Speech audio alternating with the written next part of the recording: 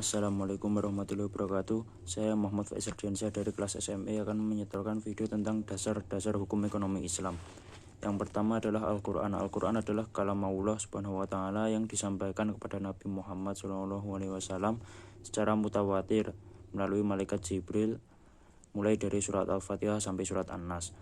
Contohnya, dasar-dasar hukum ekonomi Islam dalam Al-Quran disebutkan dalam surat An-Nisa ayat 80. Mayyuti'ir rasula faqad ata'allah, yang artinya barang siapa menaati Rasul sesungguhnya ia telah menaati Allah. Yang kedua adalah as-sunnah. As-sunnah adalah segala sesuatu yang disandarkan kepada Nabi Muhammad SAW, baik berupa ucapan, perbuatan maupun takrirnya. Pokok as-sunnah sebagai sumber hukum sebagaimana firman Allah Quran surat An-Nisa ayat 59. Ya ayyuhalladzina amanu ati'ullaha wa ati'ur rasul, yang artinya hai orang yang beriman, taatilah Allah dan taatilah Rasulnya. Yang ketiga adalah ijtihad. Ijtihad merupakan semua kemampuan dalam segala perbuatan guna mendapatkan hukum syara' dan dalil terperinci dengan cara istinbat atau mengambil kesimpulan. Dasar hukum ijtihad ditetapkan sebagaimana firman Allah surat Asy-Syura ayat 38.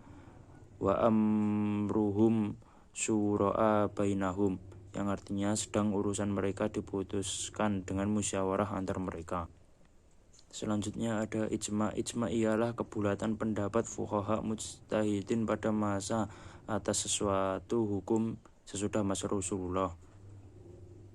Dasar ditetapkannya ijma' sebagai hukum yang ketiga setelah Al-Quran dan Sunnah, yaitu Quran surat An-Nisa ayat 115, yang artinya dan barang siapa yang menentang Rasulullah sudah jelas kebenaran baginya dan mengikuti jalan bukan jalan orang-orang yang mukmin. Kami biarkan ia leluasa terhadap kesesatan yang telah dikuasainya itu, dan kami masukkan ia ke jahanam, dan jahanam merupakan itu seburuk-buruknya tempat kembali.